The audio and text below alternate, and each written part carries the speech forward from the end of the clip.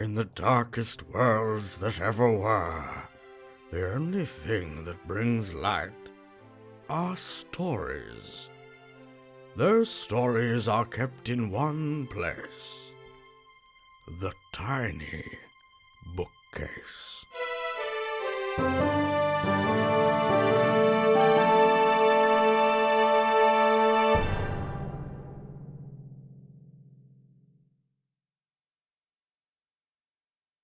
Hello, story seekers. I'm Nico. I'm Ben, and you're listening to The Tiny Bookcase. For this episode, we're joined by Hugo award-winning author and podcaster. Her success in both fields make her one of the worst kept secrets in science fiction and fantasy publishing. We are honoured to welcome Mur Lafferty. Hello, Mur. Hey guys, how are you? Really good, really good. It's absolutely epic to have you on the bookcase, which is fun. Yeah, really fantastic. So thank you for agreeing to come on. Thank you for having me. It's your stuff sounds a lot of fun, so I'm eager to see how this turns out. Excellent. Yeah, the fun is the aim for sure. A bit of demystifying writing going on, which is always fun. I'm just still slightly weirded out that you said it's good to have you on the bookcase, which makes it sound like a physical thing. You do know what the name of this podcast is, right, Nico? I vaguely. Who are you? Where am I? So a little bit. I think we're a little bit overawed actually, Mo, because you are extremely prolific and successful in this field that we are discussing. How have you found being like juggling both podcasting and authoring over the last 15 years or so? It's not great. I mean, I've been dealing with ADHD and only realized it recently, and people would ask me how I do so many things, like they're impressed, and I'm thinking, well, several things are on fire while I work on one thing.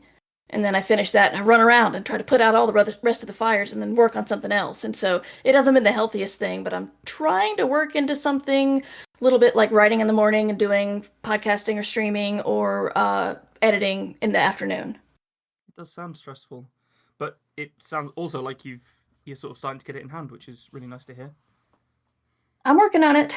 Oh, brilliant! Well, I'm glad to hear that. Well, it is at least from the outside, it's very impressive, and we're very happy to have you on, as we said. So, thank you again. How have you found the? I know we spoke a little bit before we started recording about the difficulties with what it's like getting used to going and doing things now. How have you found the pandemic and? It's going out is exhausting. Still, Yeah. Had to do 2 family-oriented trips, one to get my kid into college and one to go to a wedding that everyone had to be vaccinated to go to, and both those 2 weekends back to back was just brutal. It was people and traveling, and first flight since 2020, or early 2020. So it was all just very tiring. It's going to take a while to get back into the swing of things. I think so. I think the sort of threshold for what is having to put a bit more effort in for everyone has forcibly dropped. So all of a sudden, going out on Friday, Saturday, and Sunday before was, with a bit of a push, I can do all 3. Now, just, doing the Saturday, you think, there's so much more to socializing than I remember there being, and people are very difficult to communicate with, and I have to remember to take all the extra things, and it's just, stress. Lots of stress. Lovely stress. Yeah. I know we've had some people on that have said that it actually gave them more time to write, and an excuse with which to bury their head in their work. But I know that's not the case all around. Well, I think probably we should have some stories. We've got 3 for today, which is going to be really cool. Is it possible for me to go last again? I know I was asked and I said I didn't care, but is it possible to go last? Absolutely. It absolutely is. Fine. Okay. Thank you very much. No problem at all. So we're going to have Mur last then, and I think I'll go in the middle. I like being sandwiched, so you're going at the front then. Okay, thank you. Thank you for that image. Listen, I picture myself on a spiritual level as jam. That's what I'm saying. Right, the prompt that we've all written to for this week, which has been chosen by Mur, is underground. Take it away, Ben. Underground. I have seen it from time to time, thrusting out over the waves.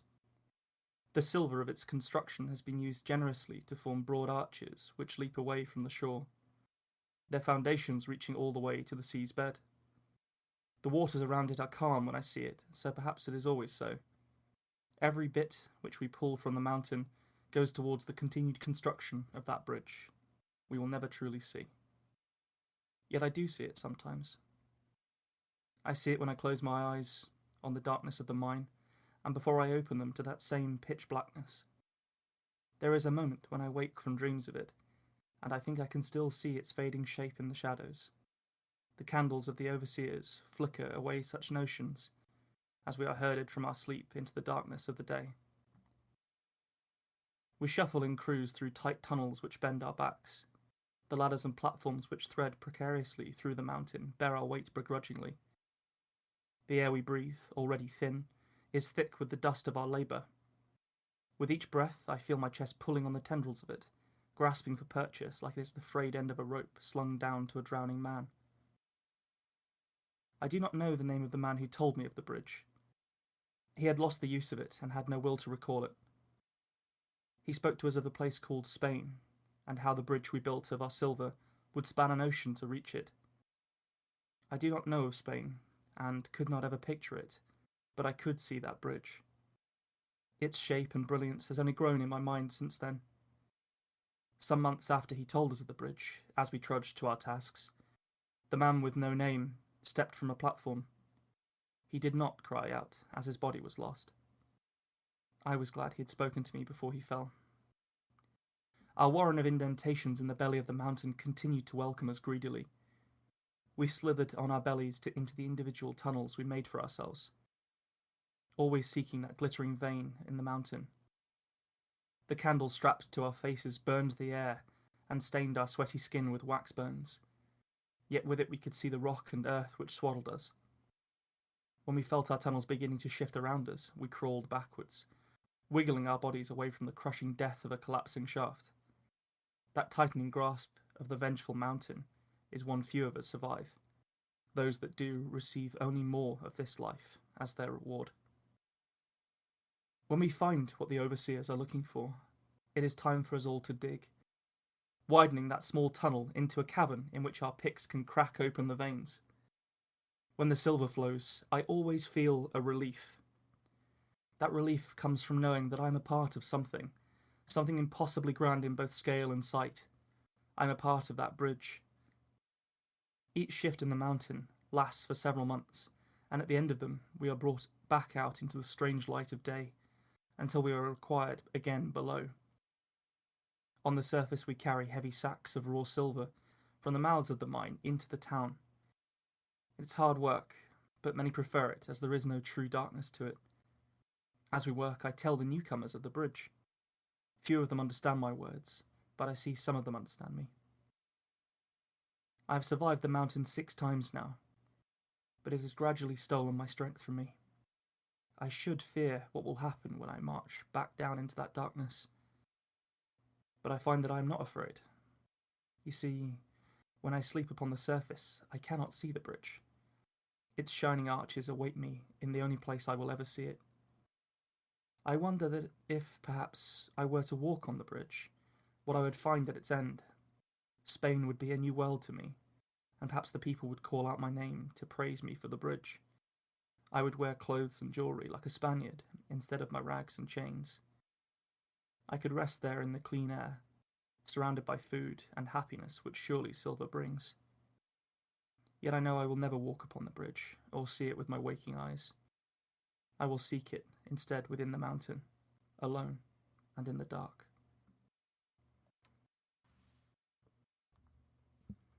Crikey. Nice, eerie. Unbelievably bleak. Well, I thought it'd, set us off on a happy note. It's I've said unbelievably bleak there, but in its own way, it's kind of obtusely uplifting, isn't it? This ability to find hope and like the vision of this bridge in such a perpetual darkness hellscape is Well, it's Possibly. something, isn't it? It's quite a hollow hope, though, isn't it? It's not. It's a hope built on pain, madness, and oxygen deprivation. Well, I mean, you did have a line in there, didn't you? You said they receive only more of this life as a reward for surviving, and Yeah. that's horrible. That's just, Yeah, what it's a mean unpleasant. man you are. It's extremely unpleasant. Is it based in? Was it something they actually tried to do? Build a whacking great bridge, or was this No, a no. creation of The yours? the bridge itself is always a has always just been a turn of phrase, but it's roughly it's sort of talking about and based on the colonial Spanish silver mines in Bolivia, and the saying went something along the lines of that they pulled enough silver out of Bolivia to build a bridge from South America to Spain because there was so much of it, but then also the amount of dead that the amount of bones that they left behind in terms of all the people that died in those mines could build another bridge back again. I think the sort of conservative estimates reckon that in about like 100 years or whatever, about 8 million people died in these Spanish silver mines, which is Fucking a huge it's a massive genocide. Yeah. Yeah. Yikes. Yeah, and these yeah. workers would have been like Native Americans or slaves from Africa and these kind of people. So it's really grim, and not something, at least in the British school system, that we're taught about. I don't know whether that rings true for the States at all. No? Do you get taught about like Spanish colonial stuff in South America? A little bit. I am far from school in the terms of years. And history was never a part of what I studied heavily, which I regret, honestly. But I do remember being taught about the Spanish landing in South America and doing their thing that the English did in North America. Yeah, pretty much. It's a grim bit of human history. To go with all the other grim bits, I guess. So I find a lot of it does tend to be. Yeah. It's rarely uplifting. Mm. So I was sort of wondering how to approach this prompt after you picked it, Mur, and for whatever reason, I was reminded of this thing, this bit of history, from a story I was told waiting at a bus stop in rural Cumbria for an hour by a stranger.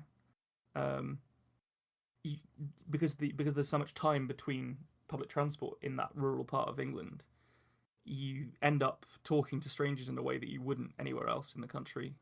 And for whatever reason, we started talking about history, and he'd just come back from Bolivia, having been to this mine, which I think is I'm going to absolutely butcher the pronunciation, but I think it's Potosi is the name of the Bolivian town where this mine is.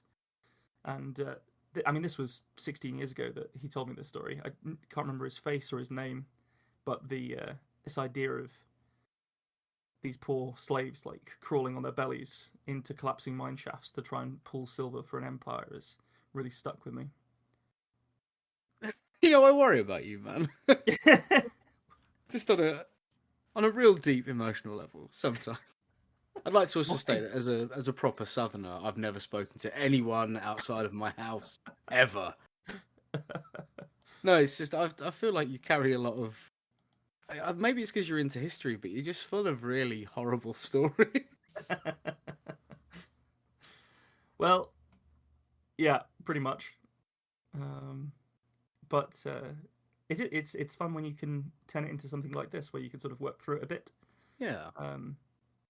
I wouldn't say this is something I thought about every day, but it has stuck with me to the point that when I heard the prompt underground, I was just like, oh, there we go then. We'll go. Yeah. We'll be going in that direction, which was really nice.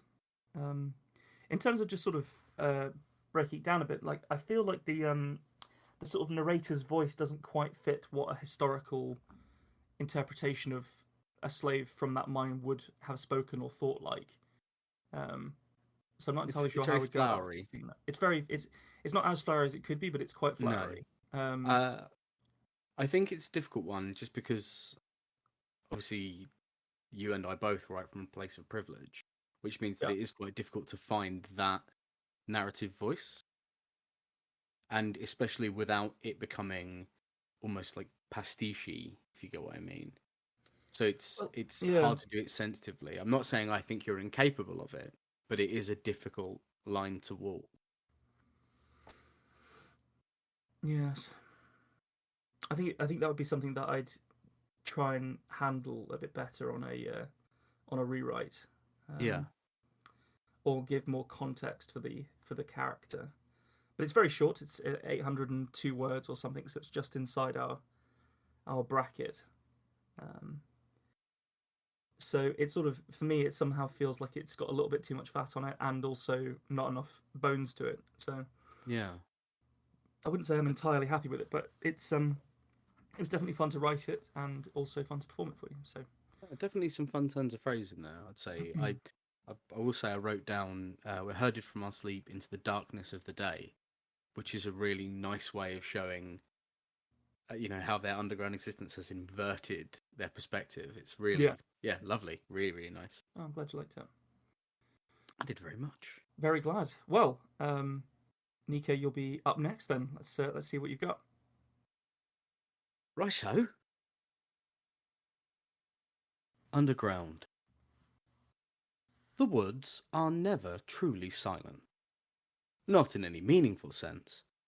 There's much talk of falling trees and if they make a noise when no one's there to hear them, but this is a very human idea. There's always someone listening in the woods, almost certainly if they've made a home of the falling tree, and are making very loud sounds about their good crockery as the collapse begins. The relative quiet of the wood was this morning disturbed by a sharp tap-tapping of a walking cane against the deep-set door that covered Moley's home. This was most unusual, as Moley was not expecting anyone to come to his burrow. So it was, with some apprehension, that he made his way to the front door and cracked it slightly before peering about its edge. There, in the doorway, stood an old friend. "Badger!" he said, surprise welling up in him.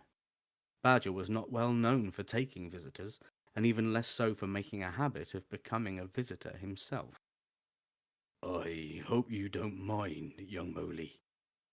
I thought it best to come and see you snout to snout." Moley was taken aback. More unusual still than the occasion of a visit was the soft manner in which Badger had spoken. "No, of course, please do come in. I shall fill a pot of tea." When Moley returned, he found Badger in his well-worn armchair. Its edges, paleness betrayed it as far older than Moley would care to admit. The paws of Badger were gripping the sides of a small pictograph. His thumbs gently rubbed the gilded frame. It was of Toad Hall. Before it sat Toadie's marvellous motor car. Toadie himself was perched in the front seat, his goggles pressed firm against his eyes. Moley was in the back seat, his knuckles pale as ash as he gripped the motorcar's side, and against his back, in comfort, was Badger's mighty paw.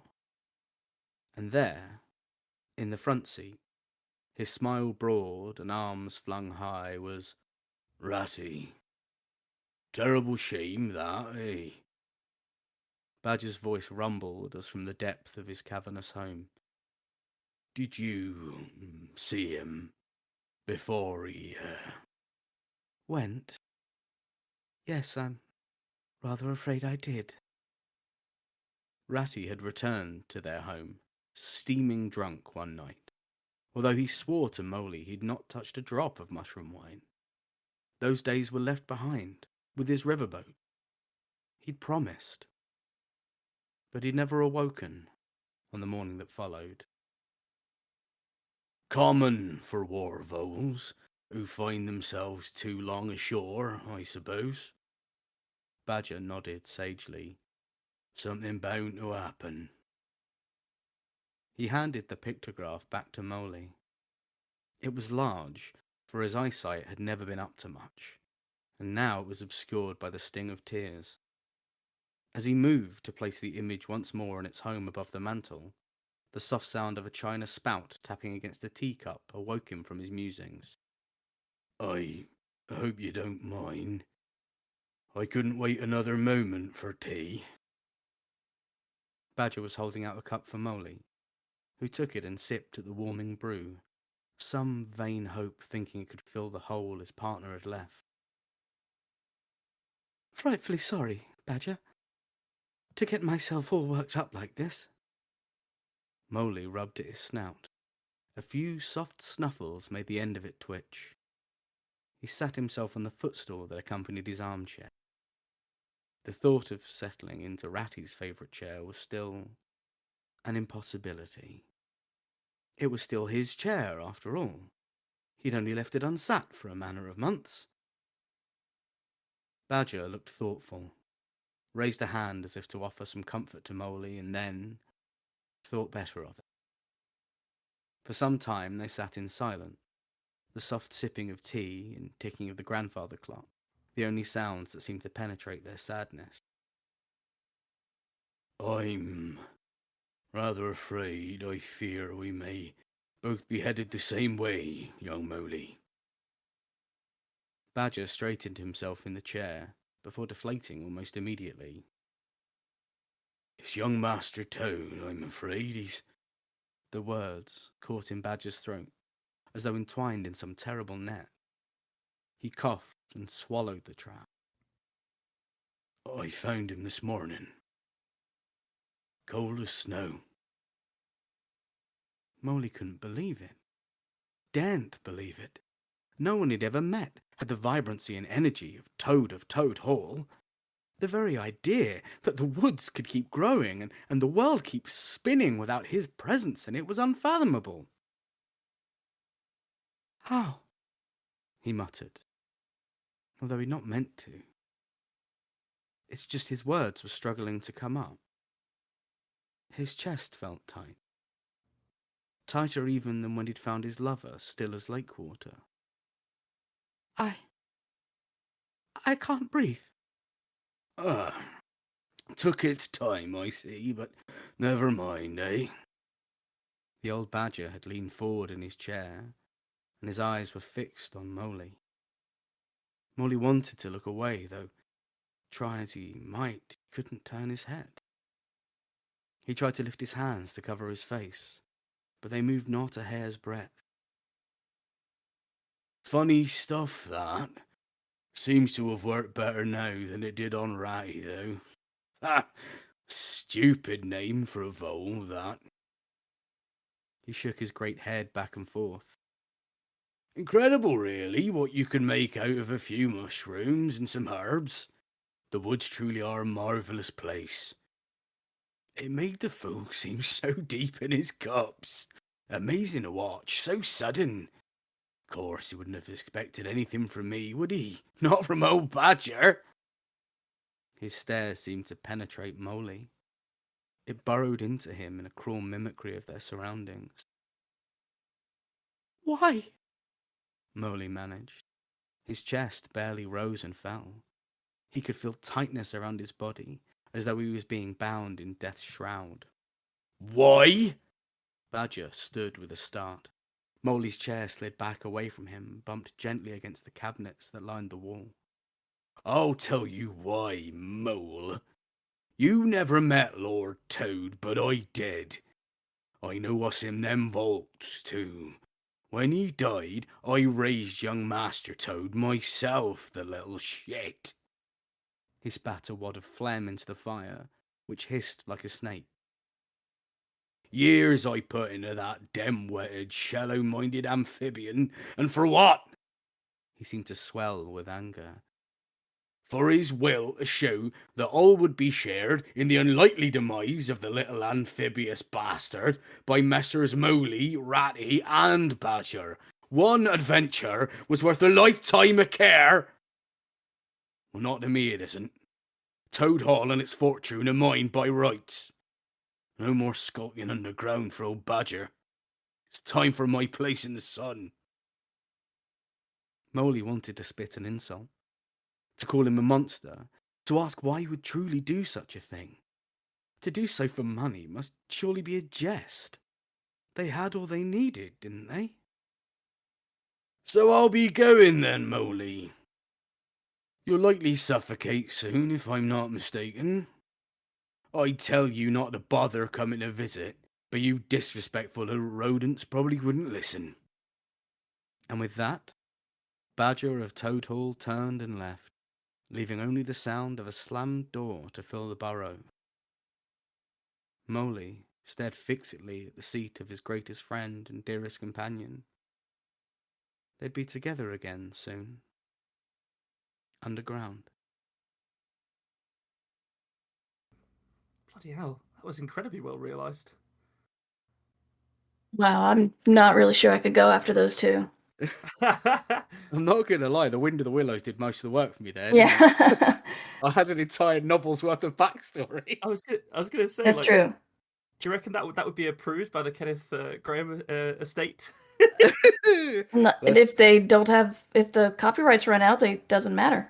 Oh yeah, Has the copyright run out? it was it 19? Let's hope so. I think it was really early 20th century, whenever it was. So it probably has run out. Although, isn't the mouse constantly trying to extend how long copyright lasts for? Yes, Yes. it will forever until somebody beats it. Yeah, you got to beat the mouse. Yeah. Sony keep using their own rules to keep hold of Spider-Man, so it's fine. I absolutely loved that. I thought that was really excellent. It sort of all the different voices that you brought to it, and obviously, yeah, the Wind in the Willows with a hot take. It almost had like I don't know whether it was just the voices you were using, but you know the movie Hot Fuzz. There's kind of murders in this rural village sort of situation. It had a bit of that to it, but sort of a bit more serious and sad. I showed it to my partner earlier, and she said, "You know, what voices are you going to do for the Badger and the Mor? Because she knows me." And I did them. She went, "Oh, it's just Hot Fuzz, isn't it?" So there we go then. I'm really good. You've been added. What a fun time. Yeah, I really like the retelling of stories like that, or expanding on them, because it does give you a little bit of relaxation with the whole novel and backstory, like you said. But you can take it in new ways. And again, if it's out of copyright, it's not considered fan fiction. I don't know if it's considered fan fiction. I don't know what I'm talking about. I'm not a lawyer. I don't know. He did just ship Ratty and Moley. That's right. Tell me I'm wrong. No, not at all. Excellent. I think they'd be more upset about that in the recently post-Victorian world, wouldn't they? Then no, the Badger could be a murderous bastard, but those vermin better not be gay. Oh no! You can still see them getting. In fact, I think it actually added to the story that Victorians would get so angry at that. It was great fun though. Really, this is the first time I've done anything like this, with sort of playing with someone else's universe like that, and I really enjoyed it. Really? Yeah. I found it. I thought I knew the story of Wind in the Willows, and then a cursory Google. Yeah, a cursory Google, and then I went onto Google, and I discovered that I didn't really remember any of it properly. No. And I'd sort of had a vague idea of how I wanted it to go, and then I was reminded that Badger was a sort of miserable git, and who'd helped bring up Toad of Toad Hall, and I just, it all fell into place. It made perfect sense for me. How I ended up there from underground, I guess, because Mole. Yeah, I guess. I mean, I was about to say, I think that's a really excellent interpretation of the prompt, underground. To use it as a leaping off point for something inside your imagination and inside the sort of childhood zeitgeist almost. It was really cool and very well written and performed. The whole thing was it felt to me like a real tour de force. So well done. Oh yeah, the voices were great. Thank you. Definitely, yeah. Poor Moley, eh? Poor Moley, yeah. Very sad. You could really see it. You really brought it to life. That's going to stick with me. I think stick with me longer than slaves mining silver, for sure. I mean, one of them definitely had a more profound impact on the world, but You're right. Ratty's chair was an important thing. Yeah. Oh, so many people have looked at it in dismay. I've got to ask that a lot of that was very sort of quintessentially Middle English. And I'd be really interested to know how that came across for you, Mur. Like, a lot of it is just, it's sort of predicated on knowing how the British function socially, like awkwardly pouring a cup of tea for someone, because it's the only way we know. Right. Well, I'm not the best person to ask because I did study English literature, so I probably have better knowledge or more comfort with some of the very specific ways y'all use the language. But so yeah, I didn't nothing like really stuck out as weird or confusing to me. Well, American listeners, feel free to tweet at us and tell us that we're little British oddballs.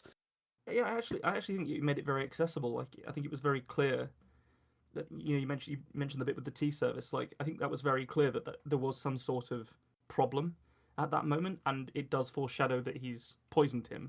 Yeah. So I think it works inside the story just as a construction. Yeah. I think anyone reading or listening to that would get that there was something odd happened at that point. They might not necessarily get the exact implications of it, but I think it would still work for your story for sure. No, I shall take that on board. But I'm very, very glad that you both enjoyed it. However, it is time, Mur. You have been called. I'm really excited to hear your story. So whenever you're ready. This is something I've been thinking about for a long time, and when we talked about Underground, it just kind of snapped into place for me. I'll use the same title you guys did. Underground. When Grandma's house on Earth had gotten Wi-Fi installed, it killed the last of the fairies. Or so she said. She had a lot of opinions on the dead fairies, and now she lived on a dead planet. Definitely no fairies here. I asked her once if fairies needed oxygen to live. She waved me off. If Mars had had fairies, they could live underground, she proclaimed. The brownies and gremlins would love it here. It had minimal underground lines, unlike Earth. Fairies could easily avoid them. If they stumbled across a connection, it would be no more than you or I would feel with a static shock. Back home in Ireland, fiber optic lines and the fair folk couldn't mix. My dad's gift of Wi-Fi had enraged her. She complained for a week, let me tell you. She said when cable TV and internet and the high-speed internet and the cell signals and then Wi-Fi came along, it became a tightening spiderweb of danger for the fair folk. Many retreated to more and more remote areas, she said. Even a charming small town being too much of a danger. A friend of mine from school once asked, I didn't think people believed in fairies anymore. But my grandma did. Problem on Mars, of many, was that they needed humans for the strength of belief, for someone to simply mess with. Without humans, fairies got bored. I lived with Grandma to get her settled on Mars. I frowned at her shiny new laptop with far more computing power than she would ever need. What's your password, Grandma? I asked, trying to unlock it. I'm not supposed to say, she shouted from the kitchen where she was watching a cooking show on the screen of her refrigerator, which had a constant stream of cooking shows from Earth. Grandma, you can tell me. We're related, I protested. Fine, it's my birthday. I rolled my eyes. Grandma, that's highly insecure. You mean you forgot my birthday? She yelled. It has to be something I remember. I'm too old for that memory implant your generation has, she said. I'll put down something you remember, I said. After I got our Wi-Fi connected and hooked up the laptop, connected her phone and all the other smart devices, I went to admin and changed her password. No fairies on Mars! Exclamation point. Goddamn bread didn't rise, Grandma shouted. What I would give for some fairies. How disappointing, her fridge soothed. Would you like a glass of milk? The small amount of tryptophan will have a calming effect. Mary, when will this thing learn how to offer me bourbon and not milk? She asked, coming into the room. And I thought these things were supposed to make humidity perfect for baking. Sometimes the error is in the user, Grandma, I said, and dodged the dish towel she threw at me. I got you all hooked up. Here's your password. Memorize it. Remember, anywhere there's an O, you should write a 0. When there's an A, you should use a 4. Then you're just writing half a sentence that's easy to remember, but it's secure. That's a funny phrase, she said, looking at the words "no fairies on Mars." Did you know my grandmother also believed in fairies? Of course I know that. The story was why I was living with her, not the whole reason. I wasn't a monster who was just sitting there using life support to care for Grandma. I was there to help with the terraforming too, and to help with her. But that meant I had to hear her stories. Of course I know that, she mocked. They kept me company when I was a child. They cared for me. I know, you've told me, I grumbled. I put the kettle on for tea. Then I went to her tiny linen closet. It was full of bolts of cloth, synthetics Grandma had invented, sending her among the first terraformers of Mars. Just some old cloth. I took a napkin with frayed edges. The next day at work, I went to the hydroponics and snipped a piece of synthetic linen and wove it among the roots of each plant. No one saw me. I'm not sure what they would have said if they had. That night, Grandma had said the fairies had killed the Wi-Fi. The night after, the fridge began showing a television show from 1998. The night after that, we were on a generator. Grandma said nothing, just glared at me. I said something weak about the central power grid and how things take time and we might be in trouble and asphyxiate, and she just shook her head. She finally said, "You did the linen, but the milk, did you put out the milk?" Grandma had revolutionized textiles by mixing natural fibers with plastics just to get the right weight and texture and strength. Her first attempts as a chemist were made with her own linen in her house, some old fabric that came from dresses and tablecloths that she had inherited from her grandmother and possibly further back. Some of them she didn't even know how old they were. She kept these prototypes. My legacy, she had said. Mars Central was in a panic. People were sure we would all die of asphyxiation, while Grandma and I sat with our generator, and I heard more stories of the old days that her grandmother had told her. That night, I went out before lockdown and put small bowls of milk around the greenhouse, the power grid room, and the hall outside our room. People who worry about asphyxiation don't worry about cleaning up bowls of milk. The next day, things were fixed. Grandma's bread rose perfectly, and the season's first round of vegetables ripened. And I marveled at how no one would ever know what my grandmother had really done to terraform Mars. But I would have to figure out how to convince the scientists to put gifts out for the fairies on Mars.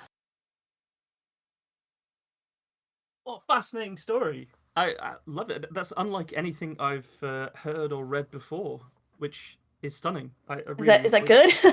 No, it's really good. Thing. Yeah. Like a folklore in a realistic sci-fi scenario is wonderful. It was a real delight for me. Two things that I really love. Thank you. Yep. The sci-fi elements really reminded me of a book called Feed by Matthew Tobin. I've not read it. Okay. Which is a good thing because I absolutely fucking adore that book. But that has that same feel, and I got it really strongly in your short story in the same way I did in a full book. So cool. Excellent work at getting that. Okay, yeah, this is obviously the logical progression. And it made that feel like almost like Black Mirror-y. Oh, wow. I can see I can see how this tech happened, and having the older generation be absolutely infuriated with what is obviously genius level tech was absolutely spot on. The grandma character was amazing. The grandma character. Yeah, it was a little hard to make her like important to the mission and still homey and not really good, but she's a fabric chemist, not a computer person. Yeah. But I was thinking of how, I'm not sure quite how the folklore, you guys might know better than me, how the folklore rose, but whenever people draw fairies, they often look like, what they lived among in nature, so the flowers, etc. Yeah. And then, then I suddenly thought, but does that mean that Mars's fairies would just be like clumps of rock and cranky little potatoes? And so like I became obsessed with the fairies on Mars, how they got there, whether they would help or hurt. And so that's kind of been just kicking around in the back of my brain for a while. I think it's a wonderful idea. It's the kind of idea that you hear and then you're like, oh, of course, that's great. Yeah, just it really clicks. The you mentioned that it was sort of difficult to weave the grandmother character into a terraforming expedition. I really liked the way that you did that with the as you say, the textile chemist. Mm-hmm. I thought that was a really interesting way to get some kind of lineage into this like folklore believing family. Yes. As you said, her earliest prototypes were inherited cloth and sheets and linen. Yeah, the only thing is if somebody's probably gonna call me on the fact that Grandma would never have used the linen like that. Perhaps not. She wouldn't destroy her grandmother's sheets on a prototype, but it felt right at the moment. She struck me as a very practical woman, so if it happened to be exactly the right kind of linen, perhaps. Maybe okay, I'll buy that. Yeah. I liked her a lot. She was very likable from the get go, and just in terms of the way that you structured the story as well. The beginning with the installation of Wi-Fi killed the fairies. Already, you've got a massive hook that people are fascinated to find out more about. I think it was a really good way to start the story, and then you completely delivered on it and expanded the concept well. So I think that's an excellent short story that I really enjoyed listening to. So thank you. Thank you guys. Yeah, that was really fun. I've got really caught with this idea about fairies on Mars now. Yeah. And I need further stories with different atmospheres and how they affect the fairies. 'Cause I know there's a planet where it rains diamonds, isn't there? So I need diamond fairies. Oh, yeah. In the meantime, you should just watch Steven Universe. Oh, I mean, hell yeah. Yeah. Thanks for joining us for this episode of The Tiny Bookcase. Remember to subscribe, otherwise you're going to miss out on the future fun. Also, tell a friend. If you like this episode, link them to it. We'd be tremendously grateful. You can follow us on Twitter at BookcaseTiny, Facebook at The Tiny Bookcase, and Instagram at BookcaseTiny for updates. Speaking of supporting the podcast, well, magic can only take one so far. The Tiny Bookcase is supported by the generosity of its patrons. Those kind souls have really kept my belly full the last year. Let's cast a spell for them, shall we? For magnificent beardery, let's cast the Chinicus folliculale spell on Gary Laird. For rich ginger tones on the scalp, let us cast the Orangi Hedondo spell for Scott Byrne. And for general fabulousness, why not the Ooh La La How's Your Mother spell on Matthew McLaren?